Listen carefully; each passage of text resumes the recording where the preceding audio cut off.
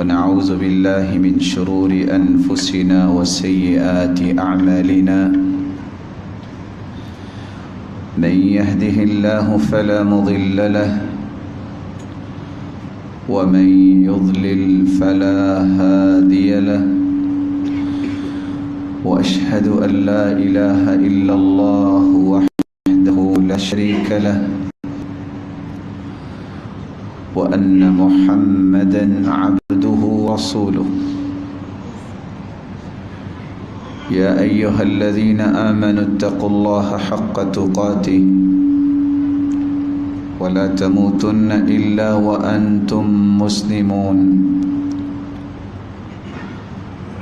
يا أيها الناس اتقوا ربكم الذي خلقكم من نفس واحدة وخلق منها زوجها وبث منهما رجالا كثيرا ونساء واتقوا الله الذي تساءلون به والأرحام إن الله كان عليكم رقيبا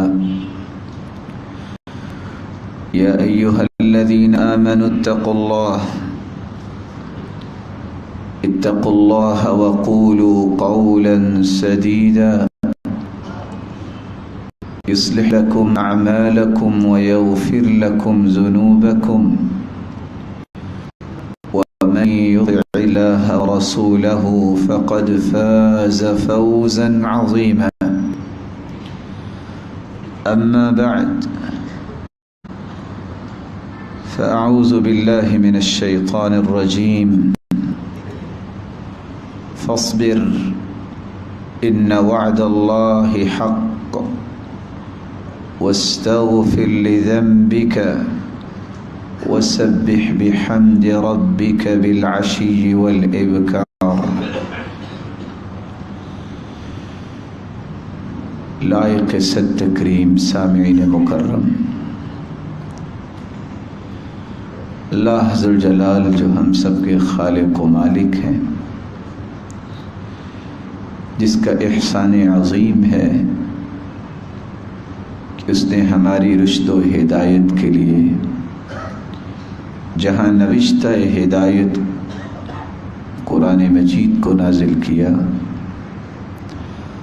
وہاں اس فرقان حمید کی ایک ایک آیت کو کھول کھول کر بیان کرنے کے لیے کائنات کی سب سے اعلیٰ، ارفع اور اسما ہستی محمد الرسول اللہ صلی اللہ علیہ وسلم کو مبعوث فرمایا۔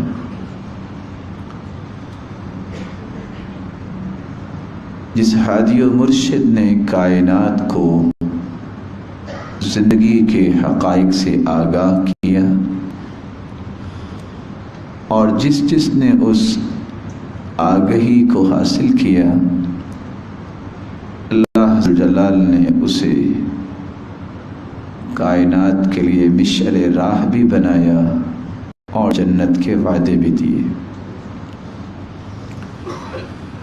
کائنات کی تخلیق اللہ کی مشیت کے تابع ہے، اللہ کے فیصلے ہیں، اور کائنات کی تدبیر یہ بھی اللہ کے ہی ہاتھ میں ہے، اور کائنات کے اندر خوشی اور غمی، فکر، یہ ایسے پہلو ہیں جو انسانی زندگی کا ایک حصہ ہے۔ ایک وقت انسان بہت خوش ہوتا ہے اور دوسرے ہی وقت انسان کو کوئی فکر لاحق ہو جاتا ہے۔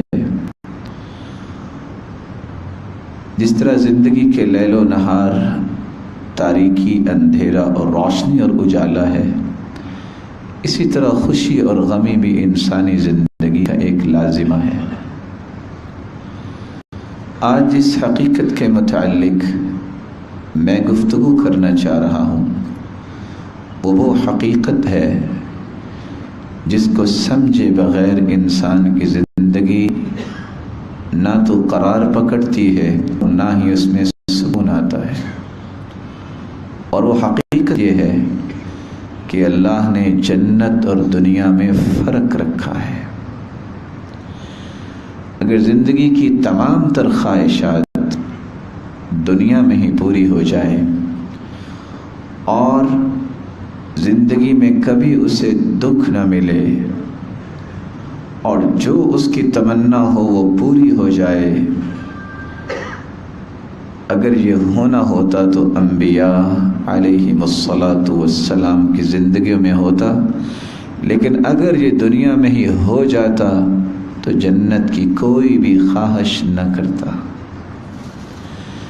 اس لیے اس حقیقت کو سمجھنا چاہیے، یہ زندگی کے چند ایام، یہ حیات مستعار، اس میں خوشیاں بھی آتی ہیں اور اس میں غم بھی آتے ہیں، فکر بھی لاحق ہوتی ہے، بیماریاں بھی آتی ہیں، کبھی انسان کو کس طرح کی تکلیف سے دوچار ہونا پڑتا ہے۔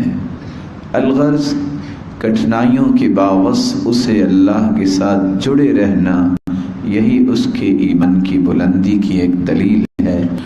سیدنا ابو ہریرہ رضی اللہ تعالی عنہ روایت کی راوی ہے، رسول اکرم صلی اللہ علیہ وسلم نے فرمایا، اگر کوئی شخص یہ خواہش رکھتا ہے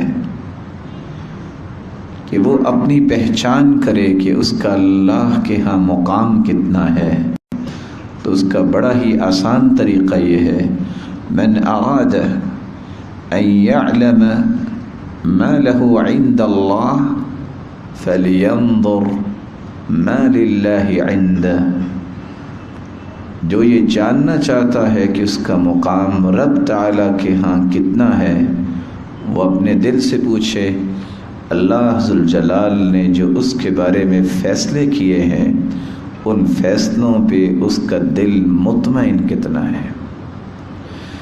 جتنا وہ اللہ ذوالجلال کے فیصلوں پر اطمینان رکھتا ہے، مطمئن ہے، خوش ہے، اتنی ہی اس کی بلندی اور رفعت اللہ کے ہاں ہے۔ اس لیے ہر وقت انسان کو اللہ ذوالجلال پر خوش رہنا چاہیے اور اس کا شکر بجا لانا چاہیے۔ قرآن مجید کی 3 آیتیں جو اس ضمن میں پیش کرنا چاہ رہا ہوں، جن 3 آیتوں کو سمجھنے کے بعد میری ناقص دانش کے مطابق انسان زندگی کی اس حقیقت کو سمجھ لیتا ہے اور شکوہ اور شکایت اور فرسٹریشن کا شکار ہونا، اس طرح کی باتوں سے اپنے آپ کو بچا لیتا ہے۔ سب سے پہلی آیت جو اللہ ذوالجلال نے اس ضمن میں اتاری ہے، وَمَا أَصَابَكُم مِّن مُّصِيبَةٍ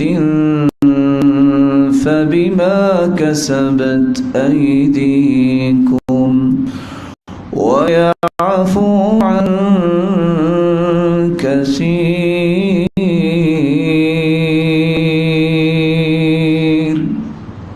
تمہیں کوئی بھی مصیبت لاحق ہوتی ہے، جب بھی آپ کو پریشانی آتی ہے تو آپ کی زبان فوراً یہ کیوں کہتی ہے کہ اللہ نے میرے ساتھ ایسا کیا؟ اس قرآن کا مشن اور منہج سمجھ والے وہ یہ کیوں نہیں کہتے جو قرآن کہہ رہا ہے کہ کوئی بھی مصیبت، کوئی بھی پریشانی تمہیں اگر لاحق ہوتی ہے تو تمہارے ہاتھوں کی کمائی ہے، تمہاری غلطی اور کوتاہی کا نتیجہ ہے۔ ایک چور اگر فیصل آباد داخل نہیں ہوتا تو کس نے اس کو روکا ہے فیصل آباد نہ آئے؟ وہ چوری کر کے بھاگا ہوا ہے، وہ ایسا نہ کرتا جس طرح بقیہ مسلمانوں کی عزت ہے اس کی بھی عزت ہے۔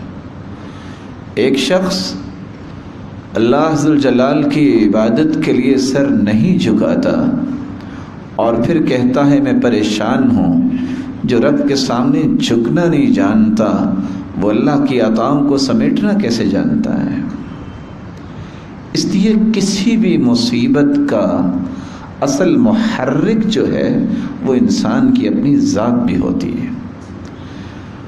دوسری جگہ اللہ عز الجلال نے ایک اور فیصلہ دیا ہے جس میں بہت بڑی تسلی بھی ہے، اور مسلمانوں کے لیے چونکہ اسلام نے تسلیاں ہی دی ہیں، ان کو بہت ساری تکلیفوں کا سامنا جو ہوتا ہے حقیقت میں وہ تکلیفیں نہیں ہوتی، ان کو اللہ اپنے قریب کرنا چاہتا ہے۔ ما اصاب من مصیبت فی الارض ولا فی السماء الا فی کتاب من قبل ان نبرأها ان ذلك على اللہ یسیر۔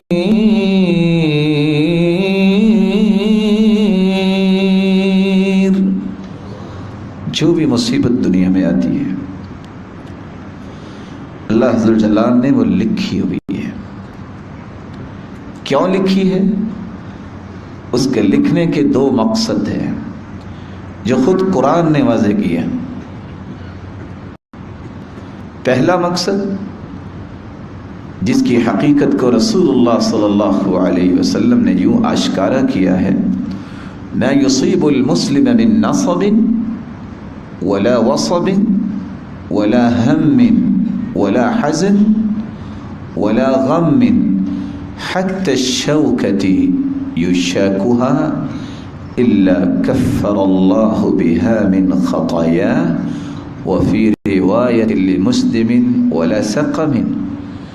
انسان کو جب بھی کوئی مصیبت آتی ہے، دکھ آتا ہے، فکر لاحق ہوتی ہے، بیماری لگتی ہے، غم آتا ہے، حتیٰ کہ اس کے پاؤں میں کانٹا چھپ جاتا ہے، اللہ عز الجلال ان تمام تکلیفوں کو اس کے گناہوں کا کفارہ بنا دیتے ہیں۔ تو یہ غم اور مصیبت جس کو آج انسان اتنا برا کہتا ہے، صحیح بخاری اور مسلم کی روایت کو دیکھتے ہوئے میں اور آپ کہہ سکتے ہیں یہ تو اللہ کا احسان ہے، یہ تو اللہ عز الجلال کا احسان ہے کہ اس کے گناہوں کا کفارہ بن جاتا ہے۔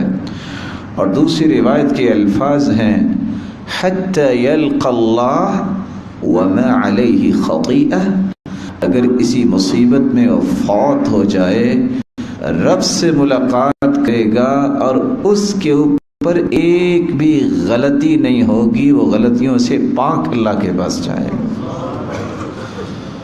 اور اگر وہ اس مصیبت اور بیماری میں زندہ ہے، شکوہ شکایت نہیں کرتا رب تعالیٰ کی، صبر کرتا ہے، تو رسول اکرم صلی اللہ علیہ وسلم کا فرمان ہے، حدیث قدسی کے الفاظ کا شیوع ہے کہ اللہ عز الجلال فرماتے ہیں جو شکوہ نہیں کرتا، صبر کرتا ہے، اطلقته من اساری ثم ابدلته لحما خيرا من لحمه ودما خيرا من دمه ثم يستأنف العمل، میں اس کو پھر بیماریوں کی کڑیوں سے جب آزاد کر دیتا ہوں تو اس کے اس صبر کے نتیجے میں، اس مضبوطی کے نتیجے میں اس کو انعام کیا دیتا ہوں؟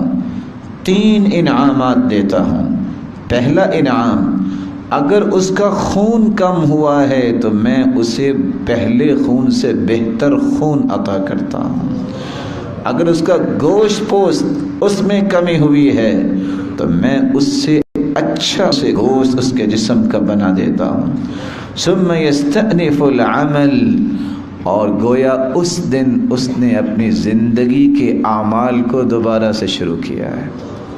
بیماری پہ صبر کیا، دکھوں مصیبتوں پہ صبر کیا۔ یمشی علی الارض ما علیہ خطیئہ، ایک روایت میں آتا ہے جب وہ زمین پہ پہلا قدم رکھتا ہے، چلنا شروع کرتا ہے، تو وہ زندہ انسان، نہ جانے اس کی 40 50 اور 60 سالہ زندگی ہے، جتنے جتنے گناہ ہوتے ہیں رب تعالیٰ اسے معاف کر چکے ہوتے ہیں۔ اور دوسری روایت کے الفاظ ہیں فَحِينَئِذٍ يَقْعُدْ لَا ذَنْبَ لَهُ، اگر وہ اٹھ کے بیٹھ جائے تو اس پہ کوئی گناہ نہیں ہوتا۔ یہ لیٹا ہوا انسان فَإِنْ يَقُومُ مِنْ مَضْجَعِهِ، اگر بیٹھنے کے بعد اٹھ کے کھڑا ہو جاتا ہے تو چونکہ اس نے صبر کیا، اللہ کا فیصلہ سمجھا، رسول اکرم صلی اللہ علیہ وسلم کا فرمان ہے کہ یوم ولدتہ امہ من الخطایا، اس کے کھڑے ہونے کی دیر ہے، اللہ نے اس کو خون بھی اچھا دینا ہے اور اس کو گوشت بھی اچھا دینا ہے، اور آج سے اس کا عمل کیسے شروع ہو رہا ہے؟ جس طرح اس کی والدہ نے اس کو جنا تھا گناہوں سے پاک، اسی طرح ہی آج اس کی زندگی دوبارہ ہو گئی ہے۔ ما أصاب من مصيبة إلا بإذن الله ومن يؤمن بالله يهد قلبه والله بكل شيء عليم۔ ما اصاب من مصیبت الا باذن اللہ، اللہ کے حکم کے بغیر کسی کو کچھ نہیں ہو سکتا۔ جس کو رب بچانے والا ہے اس کو فکر کس کی ہے؟ ہمیشہ وہ انسان فکرمند ہوتا ہے جس کو یہ ہے کہ میں نے اگر یہ کیا تو یہ ہو جائے گا۔ یہاں بھی ایک چھوٹی سی مثال یاد رکھیے، دنیا جہان کی بے احتیاطی کرنے سے بھی موت قریب نہیں ہوتی، اور دنیا جہان کی احتیاطات کرنے کے باوجود بھی موت لیٹ نہیں ہوتی، موت کا وقت مقرر ہے۔ احتیاطات کرنے سے سنت زندہ ہوتی ہے، انسان کو اجر ملتا ہے، اور انسان کو اپنی ذمہ داری سے عہدہ برا ہونے کا موقع ملتا ہے۔ اور بے احتیاطی کرنے سے بس اوقات اور بہت سارے جرائم سامنے آ جاتے ہیں، اور سستی اور کاہلی اور برائیوں کی وجہ سے گناہ بھی مل سکتا ہے، لیکن موت کا وقت متعین ہے۔ قرآن مجید کی یہ آیت ہمیں سمجھا رہی ہے کہ اللہ کے حکم سے ہوتا ہے جو کچھ ہوتا ہے۔ کیوں ہوتا ہے؟ اس کی حقیقت کو رسول اللہ صلی اللہ علیہ وسلم نے بیان کیا ہے، ان الرجل لیکون له عند اللہ المنزلہ، اللہ ذوالجلال نے اپنے اس بندے کے لیے ایک مقام طے کیا ہوتا ہے جنت میں۔ سلسلہ صحیحہ کی روایت ہے، لیکن فما یبلغها العمل، عمل جو کر رہا ہے یہ عمل اس درجے تک اس کو پہنچانے والا نہیں، عمل تھوڑا ہے۔ پھر ہوتا کیا ہے؟ فما يزال الله يبتليه بما يكره حتى يبلغه إياها، اللہ عز وجل معمولی آزمائشوں کے ذریعے پھر اپنے بندے کو جنت کے اس درجے تک پہنچانا چاہتے ہیں۔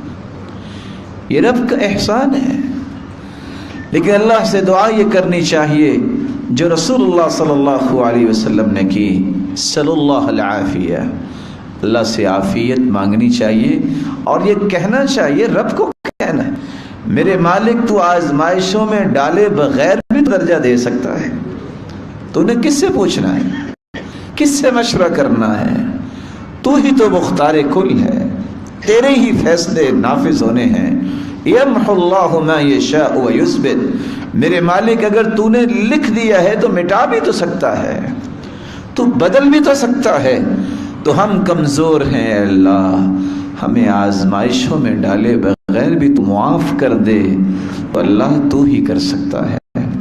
یہی وجہ ہے عمران بن حسین رضی اللہ تعالیٰ عنہ کی زندگی کو ان لوگوں کو ضرور پڑھنا چاہیے جن کو کوئی معمولی بیماری ہے، اور میں یہ ادب کے ساتھ گزارش کروں گا، صحابہ کرام کی زندگیوں سے بڑھ کے اس امت کے اندر کسی کی زندگی نہیں، زندگی کے کسی پہلو میں آپ کو کوئی سبق لینا ہے، آپ کو کوئی حل تلاش کرنا ہے، تو آپ کو اگر مل سکتا ہے وہ حل، تو یا تو اللہ کے رسول کی زندگی میں مل سکتا ہے یا صحابہ کی زندگی میں مل سکتا ہے۔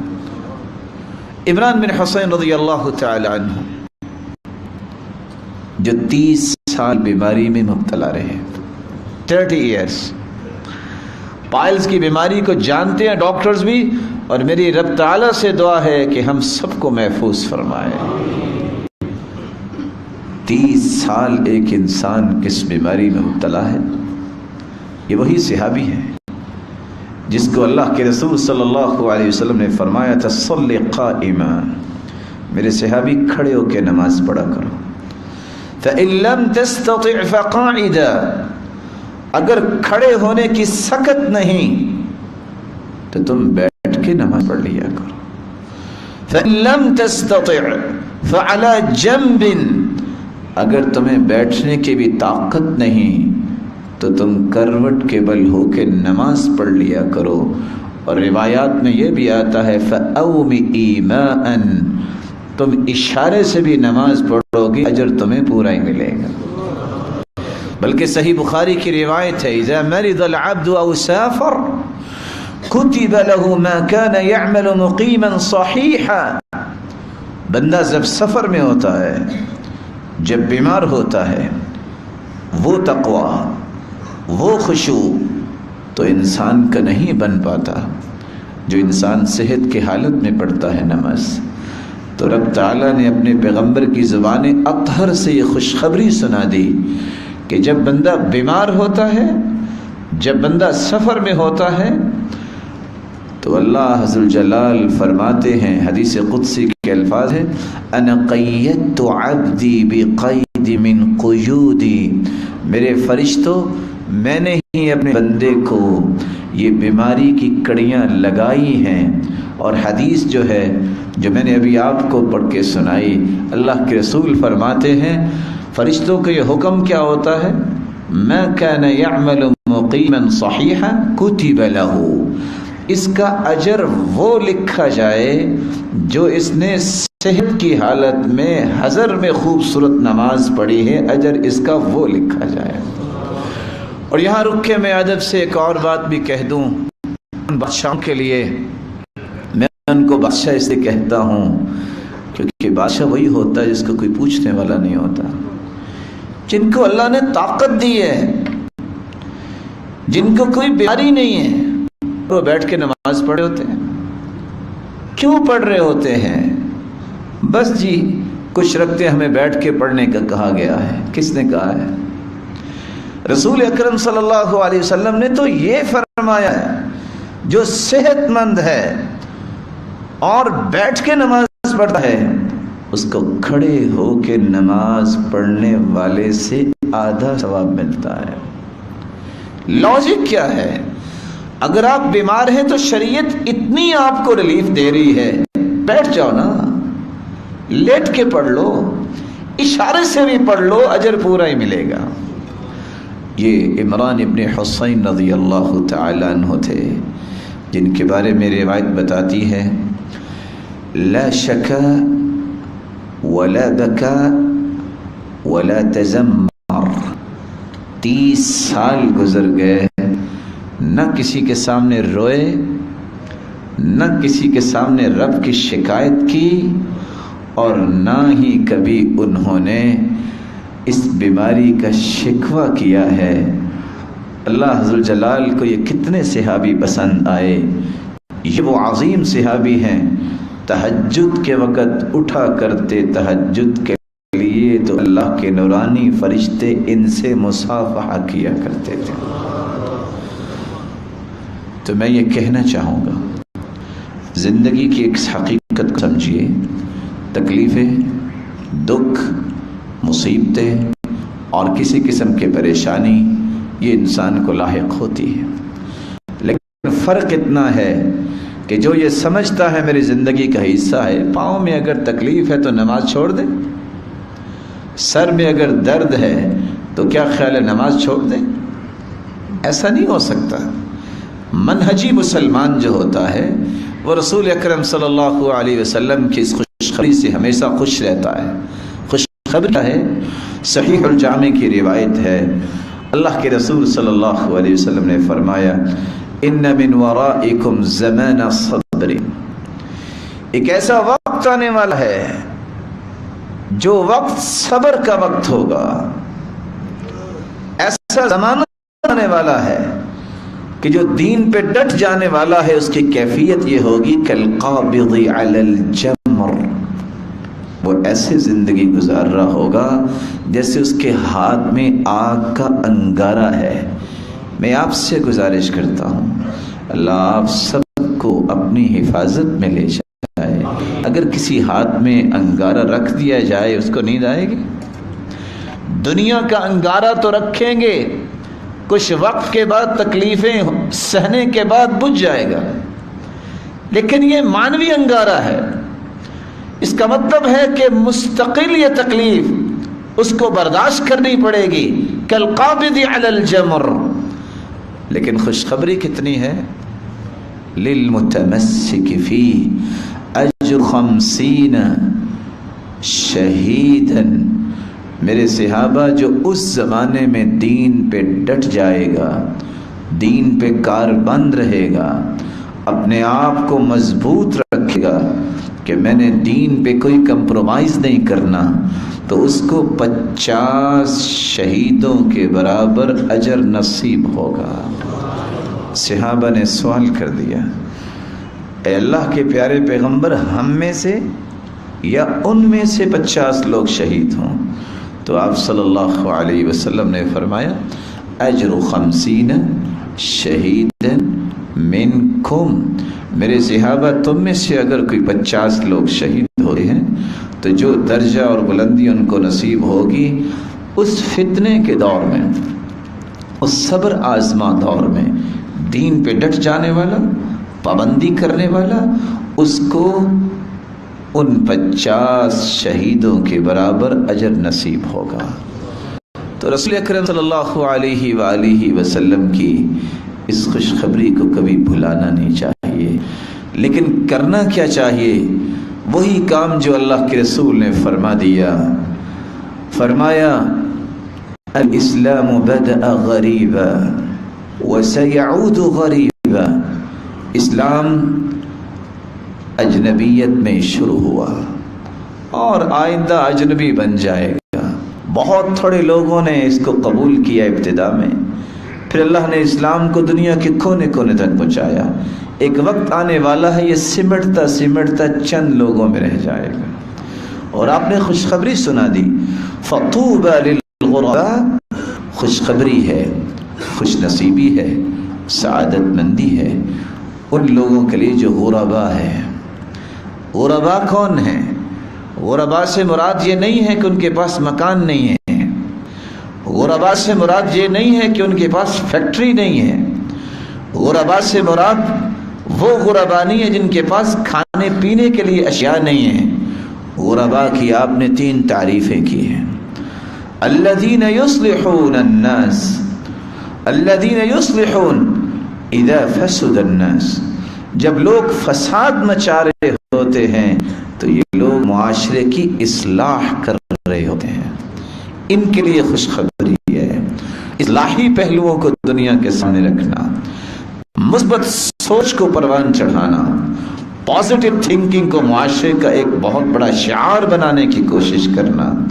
اور دوسری روایت کے الفاظ ہیں الذین یحیون سنتی وَيُعَلِّمُونَهَا عِبَادَ اللَّهِ، یہ وہ لوگ غرباء ہیں جو اللہ کے رسول صلی اللہ علیہ وسلم کی سنتوں کو زندہ کرتے ہیں اور مخلوق کو سنتیں سکھاتے ہیں.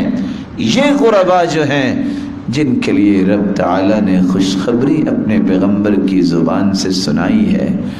اور تیسری تعریف النزاع من القبائل، خاندان ہے، قبیلہ ہے، بہت بڑا خاندان ہے. کچھ لوگ شراب پینے والے، کچھ لوگ جوا کھیلنے والے، کچھ لوگ نمازیں چھوڑنے والے، کچھ لوگ ظلم کرنے والے. یہ اسی خاندان کے لوگ ہیں، اسی خاندان کے چشم و چراغ ہیں. کہتے ہیں نہیں، خاندان تو میرا یہی ہے، وہ تو چینج کرنا ممکن نہیں، نہ میں نماز چھوڑ سکتا ہوں، نہ میں جوا کھیل سکتا ہوں، نہ میں شراب کی محفلوں میں آؤں گا، نہ میں ظلم میں آپ کا ساتھ دوں گا، اور نہ ہی میں اپنے گھر میں بے پردگی برداشت کروں گا۔ النزاع من القبائل، بہت سارے قبائل سے چنے ہوئے لوگ جو معاشرے کے رسم و رواج کی طرف نہیں جائیں گے، وہ معاشرے سے اپنے رشتہ داروں کی رشتہ داری سے خون سے مجبور نہیں ہوتے، ان کا مجبوری یہ ہوتی ہے میں نے رب کے سامنے بھی پیش ہونا ہے، میں وہاں جواب کیا دوں گا۔ ایسا دین، ایسی پابندی، ایسی سوچ جس انسان کے اندر پیدا ہو جائے، رب تعالیٰ نے اس کے لیے خوشخبری سنوا دی ہے۔ اور یاد رکھنا، صحیح بخاری کی روایت بھی بتاتی ہے، طوبہ کے معنی اگرچہ سعادت اور خوش نصیبی ہے، لیکن طوبہ ایک درخت بھی ہے جنت میں۔ ان فی الجنت لشجرہ یسیر الراکب فی ظلها 100 سنہ لا يقطعها، اور دوسری روایت میں آتا ہے یسیر الراکب المضمر السریع، دڑکی کے لیے تیار کیا گیا گھوڑا اگر 100 سال تک دوڑتا رہے تو طوبہ اتنا بڑا درخت ہے، اس کی چھاؤں کو کراس نہیں کر سکے گا۔ اور اس سے بڑی بات تو اللہ کے رسول نے اور فرما دی، ثیاب اہل الجنہ تخرج من اکمامها، اللہ حضور جلال کے فیصلے دیکھیے، جنتیوں کو لباس جو ملے گا، جنتیوں کا جو ثیاب کپڑے ہیں، لباس ہے، وہ اس درخت کی ٹہنیوں اور کونپلوں سے نکلے گا جو جنتی زیب تن کیا کریں گے۔ تو اللہ حضور جلال سے دعا ہے، اللہ حضور جلال ہمیں زندگی کی یہ حقیقت سمجھنے کی توفیق عطا فرمائے۔ اس لیے رسول اللہ صلی اللہ علیہ وآلہ وسلم سے ایک صحابی نے سوال کر دیا، اور سوال کرنے والے نے سوال کیا کیا ہے؟ رسول اللہ صلی اللہ علیہ وسلم سے سوال یہ کیا کہ افضل ایمان کس کا ہے؟ آج ہم سب اسلام کا دعویٰ کرتے ہیں، ایمان کا بھی دعویٰ کرتے ہیں، بس اللہ سے دعا ہے اللہ ہمیں سچا مسلمان اور مومن بنا دے، ہمارے دعوے سچے ہو جائیں، ہمارے دعوے صرف دعوے نہ رہ جائیں، اور یاد رکھنا عمل کے بغیر کوئی دعویٰ جو ہے وہ ثابت نہیں ہوتا۔ رسول اکرم صلی اللہ علیہ وآلہ وسلم سے سوال کیا گیا، عمرو بن عبسہ روایت کرتے ہیں، اللہ کے پیارے پیغمبر سب سے افضل ایمان کیا ہے؟ آپ صلی اللہ علیہ وسلم نے فرمایا، افضل الایمان الصبر والسماحہ، سب سے افضل مومن وہ ہے، سب سے افضل ایمان یہ ہے جس کے پاس صبر کرنے کی صلاحیت آ گئی اور جس کے اندر سماحت آ گئی۔ صبر اور سماحت یہ سب سے افضل ایمان ہے، تو اس کو اختیار کرنے والا بھی سب سے افضل مومن ہے۔ صبر کس کو کہتے ہیں اور سماحت کس کو کہتے ہیں؟ آج کے خطبے کا یہ حدیثی پیغام ہے۔ صبر کا مطلب ہوتا ہے برداشت کرنا، صبر کا مطلب ہے بہادری سے اور خاموشی سے کسی وقت کو کنٹرول کرنا، اور سماحت کہتے ہیں برداشت کرنا اور خندہ پیشانی کھانا، کھلا چہرہ بھی ہو اور کھلا سینہ بھی ہو، بڑی سے بڑی بات ہو جائے، بڑے سے بڑے ظلم کا سامنا ہو، لیکن اس کی کشادہ قلبی ختم نہ ہو۔ اسی لیے آپ نے لفظ ہوگا، لوگ بولتے ہیں سماحت الشیخ، سماحت الوالد۔ اتنا بڑا عالم بن چکا ہے کہ اللہ نے اس کو اتنا علم کثیر سے نوازا ہے، ایک تو ہر قسم کے مسئلے کی رہنمائی دینے کو اللہ نے اس کو صلاحیت دے رکھی ہے، پھر کچھ بھی ہو جائے کسی بات کو بھی لائق اعتنا نہیں سمجھتا، کہتا ہے ویسے کسی نے کر دی، برداشت کرتا ہے۔ صبر اور سماحت جب تک انسان کے اندر نہیں آتی اس وقت تک کبھی وہ لیڈر نہیں بن سکتا، کبھی وہ دنیا کے اندر بھی بلند مقام نہیں حاصل کر سکتا۔ رسول اکرم صلی اللہ علیہ وسلم کے اوپر قرآن نازل ہوا اور قرآن مجید نے اس کی رغبت بھی دلائی اور قرآن مجید نے اس کی حقیقتوں کو بھی کھولا۔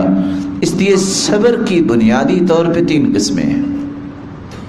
پہلی قسم، صبر کیجئے اللہ کی اطاعت پر، صبر کیجئے اللہ ذوالجلال کی اطاعت کی طرف بلانے پر۔ آپ نماز پڑھنے پہ تو تیار نہیں ہیں اور کہتے ہیں سر درد ہے، میں تو بڑا صبر کرتا ہوں، مجھے کل سے سر درد ہے، لیکن نماز نہیں پڑھتا۔ صبر صرف تکلیفوں کو برداشت کرنے کا معنی نہیں ہے، اس میں بھی صبر کہ میں نے اپنے دل کو جوڑ کر باندھ کر قیدی بنا کے لگانا ہے۔ میرے رب مجھے پیدا کیا ہے، کسی مقصد کے لیے پیدا کیا ہے۔ میرا دل اگر نماز میں نہیں لگتا تو میں کہاں لگانا چاہتا ہوں؟ رب کی یاد میں جو اطمینان اور سکون نہیں ملتا تو سکون دنیا کے کس کونے خدرے میں ملے گا؟ اس لیے اللہ عز و جلال فرماتے ہیں رب السماوات والأرض وما بينهما فاعبده واصطبر لعبادته هل تعلم له سميا۔ وہ رب جس نے آسمانوں کو اور زمینوں کو اور جو کچھ ان کے درمیان ہے اس کو بنایا ہے، فاعبده واصطبر لعبادته، عبادت اس کی کرو اور اس کی عبادت پہ صبر بھی کرو۔ واصطبر لعبادتی هل تعلم له سميا، کیا اس کا کوئی ہم نام ہے؟ جس طرح وہ ذات کے اعتبار سے بے مثال اور تنہا اور یکتا ہے، وہ اپنے ناموں کے اعتبار سے اور صفات عالیہ کے اعتبار سے بھی وہ تنہا ہے، یکتا ہے، بے مثال ہے۔ صبر کی دوسری قسم یہ ہے کہ انسان گناہوں سے بھی صبر کرے۔ دل چاہتا ہے بری بات کرے، روکے اس کو۔ دل چاہتا ہے فلاں گناہ کرے، روکے اس کو۔ جب تک انسان اپنے آپ کو روکنے پہ صبر نہیں کرتا وہ تکلیفوں پہ بھی صبر نہیں کر سکتا۔ یہاں میں سلف کا ایک راز آپ کے سامنے رکھ دوں، ہو سکتا ہے مجھے اور آپ کو اس سے نفع مل جائے۔ سلف یہ کہا کرتے تھے جس شخص کے پاس یہ صبر کی 2 قسمیں نہیں وہ تیسری قسم نہیں لے سکتا۔ کیا مطلب؟ 2 قسمیں کون سی؟ اللہ کی عبادت پہ صبر اور گناہ نہ کرنا، اپنے آپ پہ صبر کرنا کہ میں نے گناہ کے قریب نہیں جانا۔ جس کے اندر یہ 2 صلاحیتیں نہ ہوں وہ زندگی کے اندر معمولی تکلیف بھی برداشت نہیں کر سکتا۔ صلاحیت کیسے پیدا ہوگی؟ قرآن مجید میں اللہ عز و جلال فرماتے ہیں وَنَبْلُوكُمْ بِالشَّرِّ وَالْخَيْرِ فِتْنَةً وَإِلَيْنَا تُرْجَعُونَ۔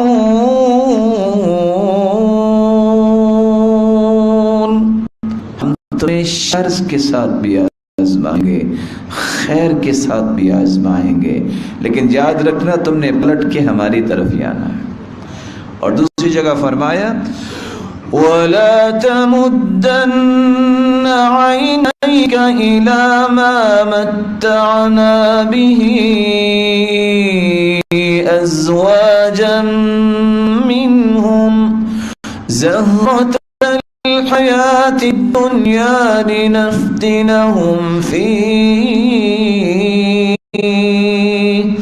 وَرِزْقُ رَبِّكَ خَيْرٌ وَأَبْقَىٰ۔ کسی کو اللہ نے بہت سارا مال دے دیا ہے، بیوی بچے دے دیے ہیں، زہرۃ الحیات الدنیا، اگر اللہ کے سامنے جھکنے والے نہیں تو یہ دنیا کی رنگینی ہے، اگر جھکنے والے ہیں تو یہ اللہ کے بڑے پیارے ہیں۔ لِنَفْتِنَهُمْ فِيهِ، اس میں بھی آزمائش ہے کہ اتنی بڑی نعمت اولاد کی بھی مل گئی اور اللہ نے اس کی شادی بھی کر دی، اس کو اس کے ایمان کو مکمل کرنے کی راہیں آسان بھی کر دی. وَرِزْقُ رَبِّكَ خَيْرٌ وَأَبْقَىٰ. لیکن یاد رکھنا اللہ کی طرف سے جو رزق ہے یہ بہتر بھی ہے اور باقی رہنے والا بھی ہے. جب تم برائی سے رک جاؤ گے تو اللہ عز و جلال تمہیں وہ اچھائیاں عطا کریں گے جس کے بارے میں تمہاری عقل نے کبھی سوچا نہیں ہوگا.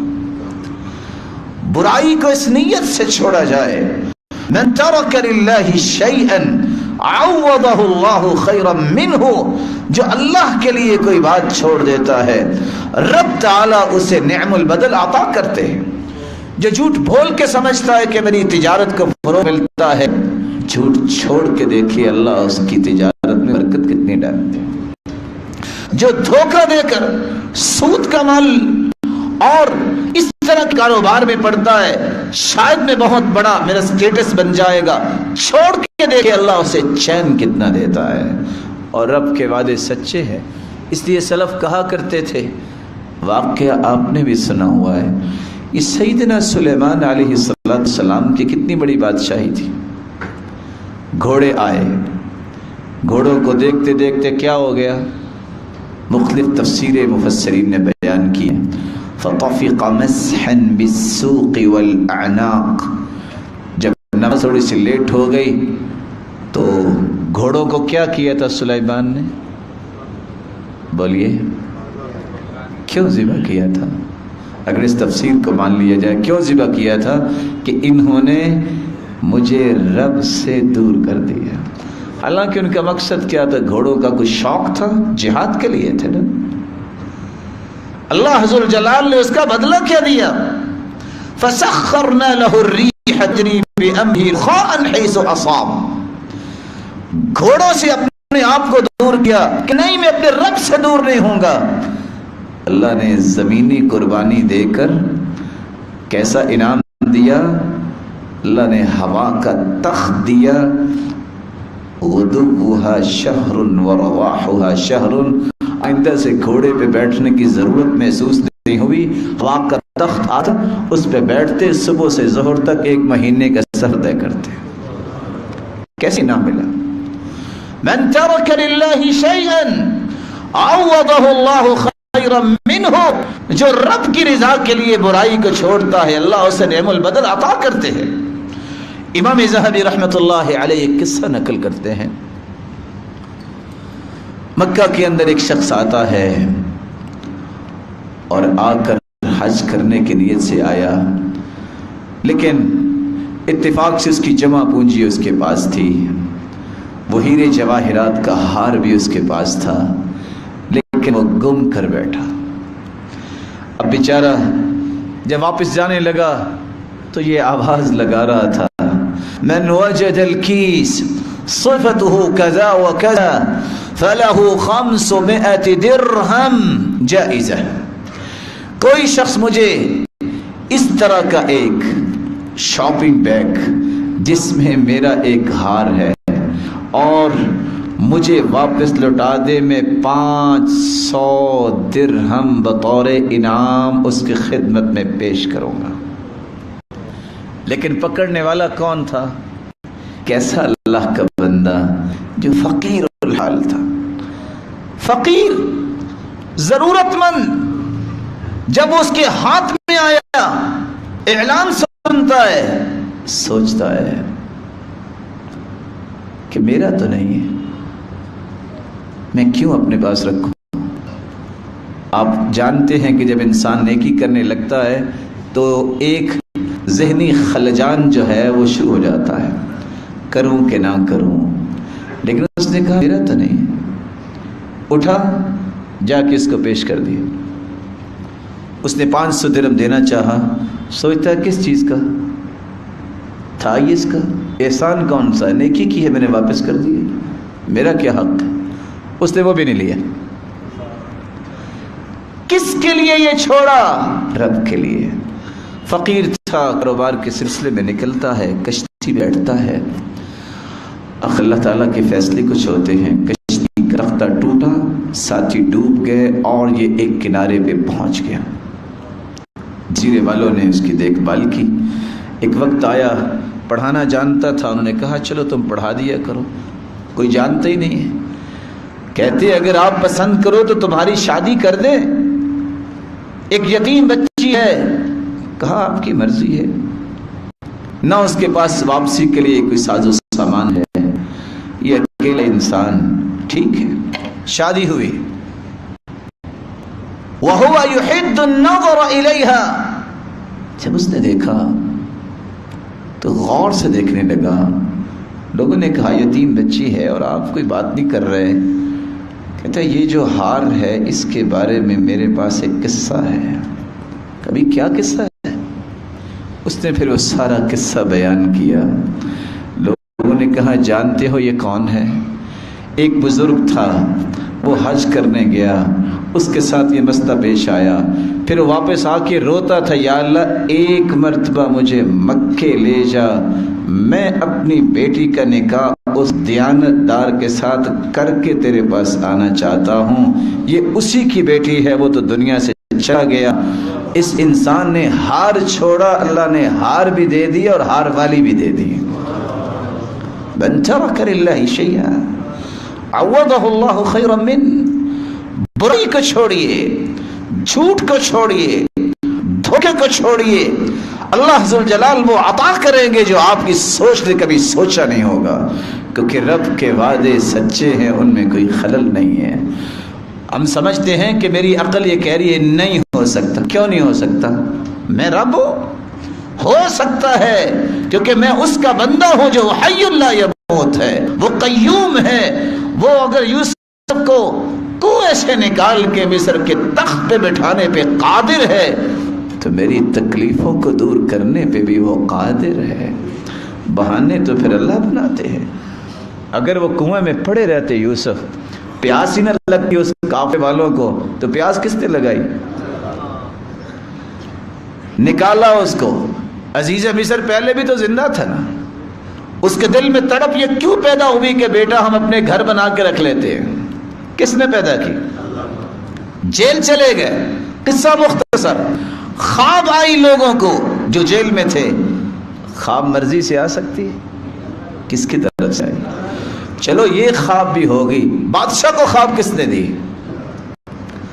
یہ بہانے بن رہے ہیں.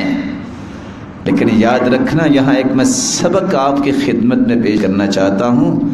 ایک لمحے کے لیے واپس جائیے. یوسف کے دور میں کس طرح تھپڑ مارے ہوں گے، کسی نے دھکا دیا ہوگا.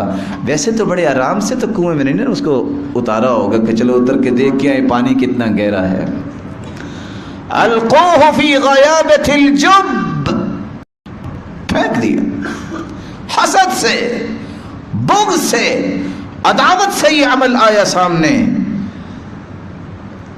لیکن جب بنیامین کو لے کے آئے اور جب بنیامین کا ایک معاملہ پیش آیا کہ اس نے چوری کی ہے، اس کے پاس اس کے سامان میں یہ اس طرح کا ایک برتن نکلایا ہے، تو انہوں نے کیا کہا تھا؟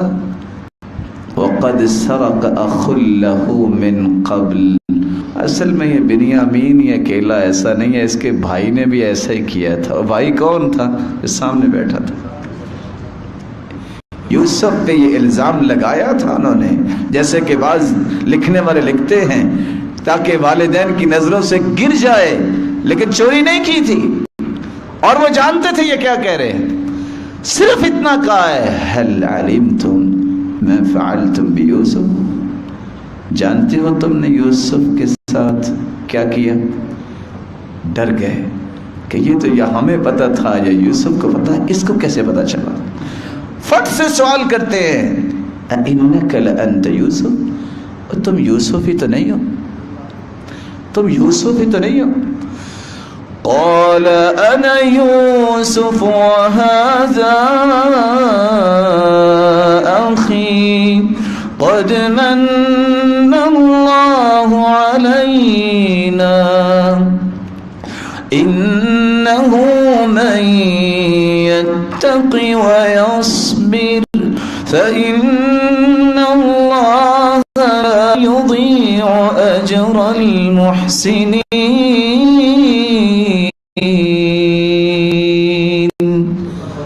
میں یوسف ہوں، یہ میرا بھائی بنیامین ہے. اور یاد رکھنا، جو صبر کر لیتا ہے، جو تقوی اختیار کر لیتا ہے، رب اعلیٰ اسے ضائع نہیں کرتے. اللہ نے اگر اس کو ضائع نہیں کیا تو تسلی تو قرآن مجید ہمیں دینے کے لیے اللہ نے اتارا ہے، تو کیا ہمیں ضائع کر دے گا؟ ان اللہ لا یضیع اجر من احسن عملا. اللہ تو کسی کے عمل کو ضائع نہیں کرتا، جو اچھا عمل کرنے والا. تو ذمہ داری ہماری کیا نکلی؟ ہم اچھا عمل کریں، ہم وہ عمل کریں جس سے رب راضی ہوتا ہے، ہم وہ عمل کریں جس سے اللہ کا تقرب ملتا ہے، اللہ سبحانہ و تعالیٰ کی خوشنودی حاصل ہوتی ہے، اللہ سبحانہ و تعالیٰ کی رضا ملتی ہے. پھر فکر کی بات نہیں ہے. یہ فکر لاحق اس وقت ہوتا ہے جب میں اور آپ عمل میں کمزور ہوتے ہیں، تو پھر شکوے شکایتیں، پتہ نہیں کیا ہو گیا، پتہ نہیں کیا ہو جائے گا، کیا ہو جائے گا. زیادہ سے زیادہ جو ہے فوت ہی ہو جائے گی نا، تو آخر ہونا ہی ہے، قبر ہی بنے گی نا. وہ بھی پکی نہیں بننی، اللہ کے رسول نے مانگے تو بن جائے. اس کی فکر مت کرو، فکر یہ کرو کہ جب میں نے قبر میں جانا ہے تو کس حالت میں جانا ہے. میں جاؤں تو اس وقت اس حالت میں جاؤں میری زبان پہ کلمہ جاری ہو اور میں اپنے رب سے جا کے ملاقات کروں. وَلَدَتْكَ أُمُّكَ يَا ابْنَ آدَمَ بَكِيًا والناس حولك يضحكون سرورا فاحرص على عمل تكون بفعله في يوم موتك ضاحكا مسرورا. اے آدم کے بیٹے، جب تم پیدا ہوئے، قانون الہی ہے، جب بچہ پیدا ہوتا ہے تو جب شیطان اسے چوکا لگاتا ہے تو وہ چیخ مارتا ہے، روتا ہے. تم روتے پیدا ہوئے اور سارا خاندان مسکرا رہا تھا کہ اللہ نے ہمیں بیٹا دے دیا. عمل ایسا کرو کہ تم مسکرا کے اس دنیا کو کلمہ پڑھ کے چھوڑتے جاؤ اور دنیا تمہاری نیکیوں کو سوچ کے رونے والے بنے. اللہ ذوالجلال ہمیں ایسا مضبوط ایمان نصیب فرمائے اور جتنے بیٹھے ہیں سب کو اپنا تقرب نصیب فرمائے. وآخر دعوانا الحمدللہ.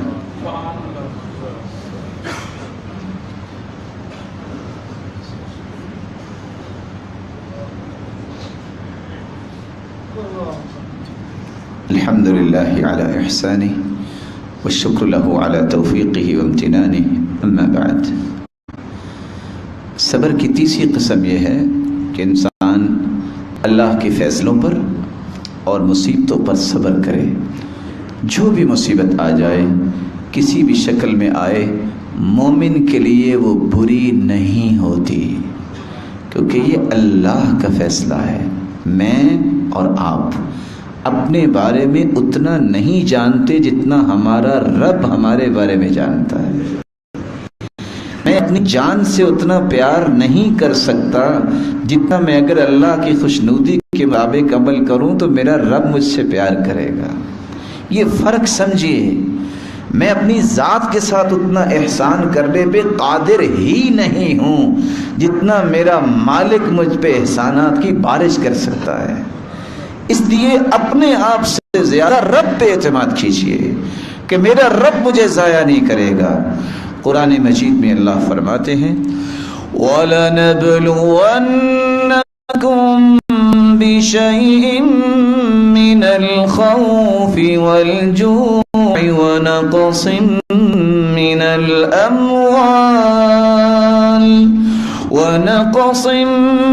الْأَمْوَالِ وَالْأَنفُسِ وَالثَّمَرَاتِ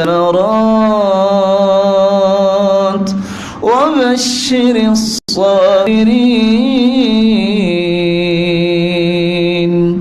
ہم تمہیں آزمائیں گے. آزمائش خوف سے بھی ہو سکتی ہے، بھوک کی بھی آزمائش کریں گے، مال بھی کم ہوگا، کاروبار بھی بس اوقات ختم ہو سکتا ہے اور تمہاری جانیں بھی چلی جائیں گی. رشتہ دار، بیٹے، والدین، یہ انسان کے لیے کتنے غم کی کیفیت ہوتی ہے. قرآن کہتا ہے یہ ساری آزمائشیں آ سکتی ہیں، لیکن خوشخبری کیا ہے؟ وَبَشِّرِ الصَّابِرِينَ. جو صبر کرنے والے ہیں انہیں پریشان نہیں ہونا چاہیے۔ رسول اکرم صلی اللہ علیہ وآلہ وسلم کی ذات اقدس کو اگر انسان دیکھے کہ اللہ کے رسول صلی اللہ علیہ وسلم جیسا اللہ تعالیٰ نے پیدا ہی نہیں کیا، اور آپ کی وہ ذات اقدس ہے کہ آپ نے اپنے بارے میں خود فرمایا انا سید ولد آدم ولا فخر، لوگوں میں پوری کائنات کا سرتاج ہوں لیکن میں فخر نہیں کرتا، کیونکہ فخر میرے رب کو پسند نہیں، فخر پسند نہیں۔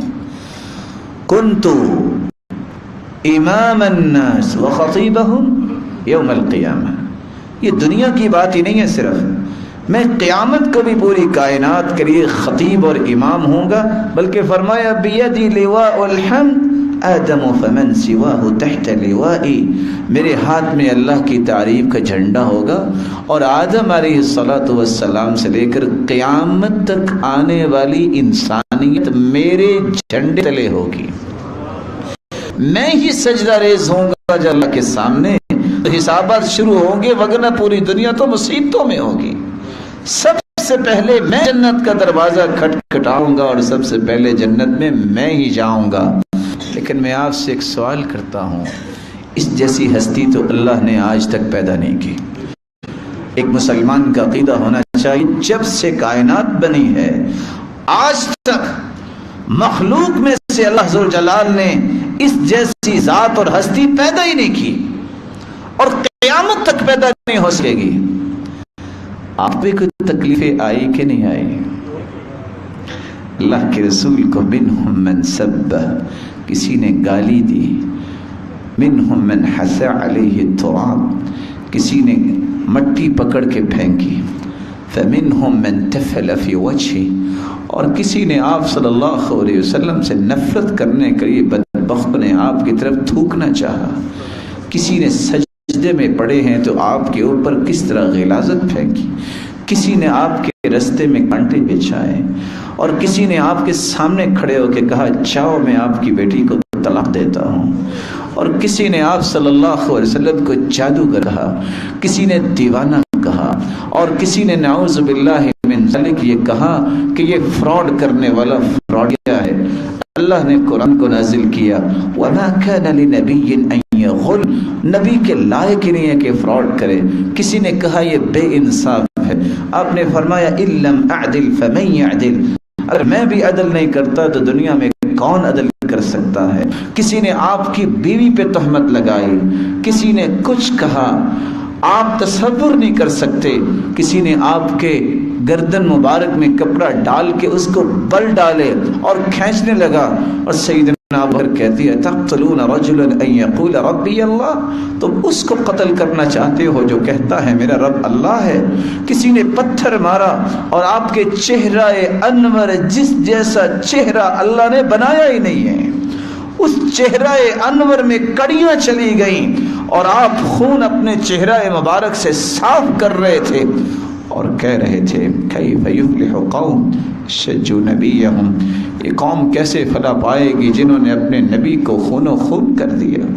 لیکن ایک وہ بھی تھے جنہوں نے آپ کے سر میں بھی پتھر مارے تھے اور کوشش کی تھی کہ ختم کر دیں، باہر چھپ کے بھی بیٹھے، آپ کے پاؤں سے بھی خون نکلا ہے، جحشت رکبتہ، آپ کے گھٹنے بھی زخمی ہوئے ہیں، آپ کے کندھے پہ بھی لگے ہیں، اور آپ کے دانت مبارک پہ بھی لگا ہے، اور آپ صلی اللہ علیہ وسلم کے پاس فرشتے آگے رب کی طرف سے بھیجے گئے، اور آگے یہ کہتے ہیں ان شئت ان اطبق علیہم الاخشبین، آپ کی طرف اللہ نے مجھے بھجوایا ہے، اگر آپ پسند کریں تو طائف کی بستی کو دو پہاڑوں کے درمیان میں پیس کے ختم کر دیتا ہوں، مٹی بنا دیتا ہوں۔ آپ نے فرمایا نہیں، ارجو ان یخرج اللہ من اصلابہم من یعبدو، نہیں میں اس امید سے کم کر رہا ہوں، یہ نہیں اگر مانتے تو یہ ان کی قسمت ہے،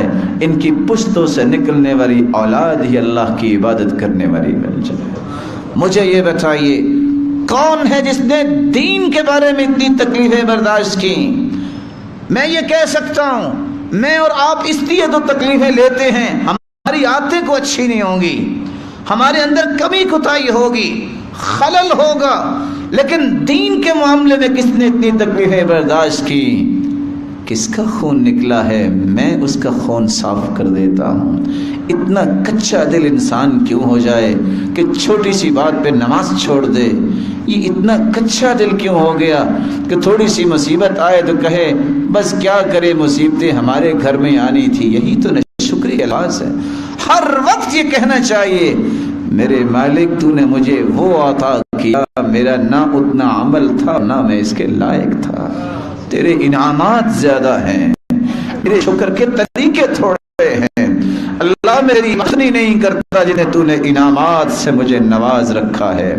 رسول اکرم صلی اللہ علیہ وآلہ وسلم نے فرمایا، وہ فرعونیوں کے ہاتھوں جب ایک عورت آئی جس کی اولاد کو تپتے تیل میں پھینکا جانے لگا، ایک بیٹا، دو بیٹے، تین بیٹے پھینک دیے جو تیل میں تیل بن گئے، وہ چھوٹا بچہ جو دودھ پی رہا تھا اور دودھ کے قطرات بھی اس کے ہونٹوں پہ موجود تھے، جب اس کو ماں سے کھینچا ان جلادوں نے اور پکڑ کے پھینکنے لگے تو ماں کی ممتا تڑپتی ہے، برداشت نہیں کر سکی، تو اس نے کیا کہا تھا؟ اس عمر میں بچہ بول تو نہیں سکتا، لیکن اللہ نے بلوایا اور اس نے کیا کہا؟ اصبری یا امّا فإنکی علی الحق، میری ماں اب بھی صبر کرنا، تم حق پہ ہو اور حق والے صبر کیا کرتے ہیں۔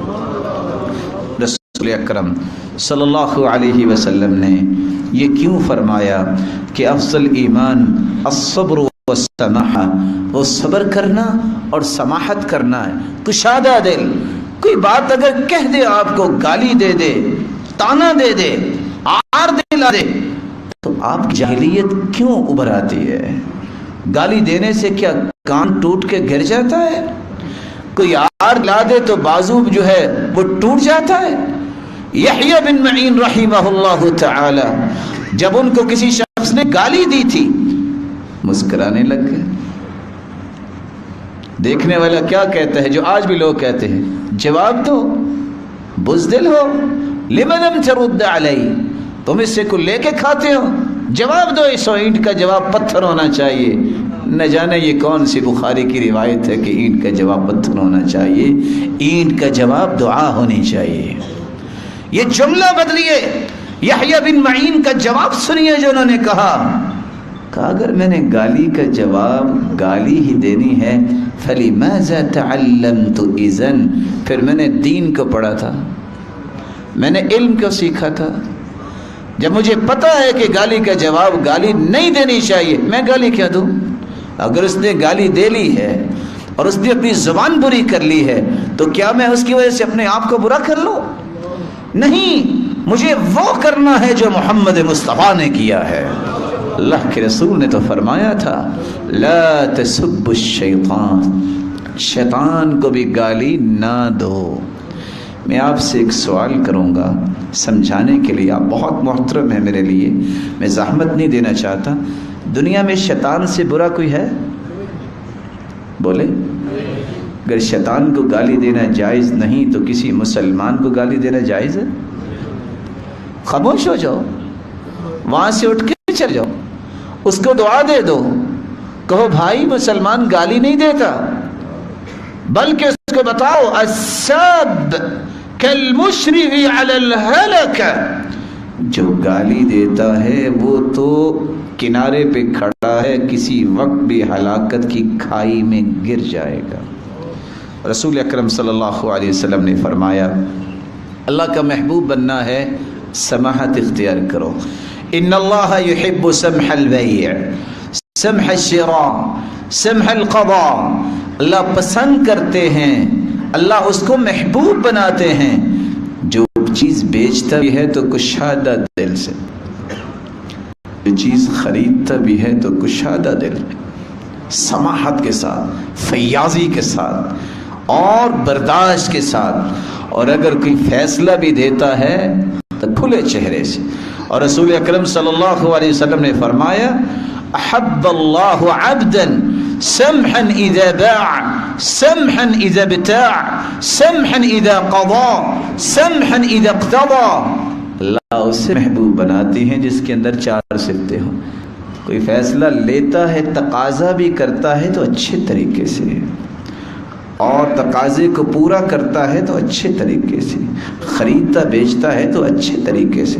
بلکہ رسول اللہ صلی اللہ علیہ وسلم نے فرمایا اسمحوا یسمح لکم, تم دنیا میں معاف کرنا سیکھو, اللہ قیامت کو تمہیں معاف کر دیں گے. سودا ہے, تم دنیا میں معاف کرنا سیکھو, دل کھلا کرو, اللہ قیامت کو تمہیں معاف کر دیں گے. بلکہ رسول اللہ صلی اللہ علیہ وسلم نے فرمایا دخل رجل الجنة بسماحته قاضیا ومتقاضیا. اللہ ذوالجلال نے اس انسان کو جنت میں داخل کر دیا جس کے اندر یہ صلاحیت تھی کہ وہ سماحت کے ساتھ کوئی بات کرتا تھا اور سماحت کے ساتھ ہی کوئی تقاضا کرتا تھا. آپ نے سنا ہوگا احنف بن قیس, اس کو کیسے بادشاہ اور عربوں نے اپنا بڑا کیسے مان لیا. یہ وہ احنف بن قیس ہے جس کے بارے میں نقل کرنے والے نقل کرتے ہیں کہ جب اس کے گھر بیٹا پیدا ہوا تو ابھی چند ایام کا تھا, تو انگیٹھی لے کر آ رہی تھی لونڈی, اور اس کے ہاتھ سے وہ کوئلے کی انگیٹھی گر گئی اور آن دا اسپاٹ بیٹا فوت ہو گیا. لونڈی بے ہوش ہو گئی کہ اب نہ جانے کیا ہوگا. ہوش میں آئی تو اس کو بلا کے کہتے ہیں جاؤ میں نے تجھے آزاد کیا. کیوں؟ کہا وہ تو دنیا سے چلا گیا, اگر تجھے بھی مار دوں گا مجھے کیا ملے گا, میں نے اپنا غصہ ٹھنڈا کیا, اس کو آزاد کر دیا. امام بخاری رحمہ اللہ تعالی کس طرح وہ سیاہی کی دوات پڑی ہے, جب لونڈی سے پاؤں لگا تو گر گیا, وہ سیاہی گر گئی تو آپ نے بلا کے کہا ادھر آؤ انت حر لوجہ اللہ, جاؤ تمہیں میں آزاد کرتا ہوں. لوگوں نے پوچھا یہ کیا, اس کو آپ کو ادب سکھاتے ہیں کہ دیکھ کے چلا کرے. کہا اصل میں غصہ آیا تھا تو میں نے غصہ ٹھنڈا کیا ہے, ایسے کہ اس کو آزاد کر دیا. اور میں یہ قصہ پڑھ کے پریشان ہو گیا, اور آپ بھی پریشان ہوں گے کہ احنف بن قیس کو بھری مجلس میں لوگوں نے تیار کیا کچھ نوجوانوں کو, اور انہوں نے بھری مجلس میں کہا پہلے سوال کا جواب دو, گفتگو بعد میں کرنا. جی بتائیے. کہتا میں آپ کی والدہ سے نکاح کرنا چاہتا ہوں. کہا بیٹا اس طرح کی باتیں گھر میں آ کے کرتے ہیں, اس طرح مجلس میں نہیں کرتے, آپ تشریف لائیے گا. کہا نہیں یہاں جواب دیں. کہا بیٹا پھر میرا مشورہ یہ ہے کہ آپ میری ماں سے شادی نہ کریں, بہت بوڑھی ہے اور وہ آپ کی خدمت بھی نہیں کر سکے گی اور نہ ہی آپ کا اہتمام کر سکے گی. کہا نہیں مجھے پھر بھی کریں. کہا بیٹا پھر بات یہ ہے آپ جانتے ہیں کہ جو جس کا خامد فوت ہو چکا ہو, جو طلاق یافتہ ہو, سیبہ جو ہوتی ہے وہ سیبہ تعرب عن نفسها, اس کے مشورہ لینا چاہیے, مشورہ دے سکتی ہے. میں پھر جا کے بات کروں گا, اگر وہ مان گئی تو ٹھیک ہے, وگرنہ آپ معذرت کو قبول کرنا. لوگوں نے سمجھ لیا کہ یہ اس لائق ہے کہ اس کو پورے عرب کا جو ہے وہ اس وقت بادشاہ بنایا جائے. کیا ہے زندگی آج کہ مجھے اللہ نے قرآن و حدیث کا علم دیا ہے, میں اس کو اپنی ذات پہ اپلائی نہیں کرنا چاہتا تو دنیا کو سکھانا چاہتا ہوں. 5 منٹ میں اپنے اسلام کو نافذ کرنے کی خواہش نہیں کرتا اور کرنے کی قدرت نہیں رکھتا, اور میں کہوں پوری دنیا پہ اسلام آ جائے. یہ دعوے اس وقت تک کامیاب نہیں ہوتے جب تک میرے بھائی عمل نہیں ہوتا. آپ بھائی کے لیے بھی بہت ساری دعائیں ہیں کہ آپ بھائی ماشاءاللہ یہاں تشریف لائے ہیں, آپ بھی سماحت کا ہی اظہار کیجیے گا, دل کھلا کیجیے گا. آپ کے پاس کلیہ دارالقرآن جو فیصل آباد کا ایک عظیم ادارہ ہے, وہاں اس کی تعمیر نو ابھی شروع ہے. تو ماشاءاللہ حضرات یہاں ہیں تو یہاں کی انتظامیہ تو پہلے ہی کشادہ دل ہے الحمدللہ. مجھے امید ہے کہ خوشی سے ان بھائیوں کا استقبال بھی کریں گے اور ان بھائیوں کو سیکھنے کا موقع جو ہے اس کے لیے آسانیاں بھی لگے. اللہ عز و جلال اس مسجد کے بنانے والے اور اس مسجد کے آباد کرنے والے اور یہاں دین کی دعوت اور تعلیم دینے والوں کو کروڑ رحمتوں سے نوازے، اور اللہ ذو الجلال جہاں سے احباب آئے ہیں اس ادارے کے منتظمین کو کروڑ برکتوں سے نوازے۔ میری رب تعالیٰ سے دعا ہے کہ اللہ ہمیں وہ عمل دنیا میں کرنے کی توفیق عطا فرمائے جس سے اس کا تقرب ملتا ہے اور جودی حاصل ہوتی ہے۔ اللہ میرے اندر اور آپ کے اندر صبر اور سماحت کا یہ عظیم پہلو پیدا فرمائے، اور کل قیامت کے دن اس ہستی کے ساتھ ہمیں جمع فرمائے اس جیسی ہستی اللہ نے صبر و سماحت والی پیدا ہی نہیں کی۔ اللہ ہمیں اپنے دیدار کا بھی مستحق بنائے۔ وآخر دعوانا الحمد للہ رب العالمین۔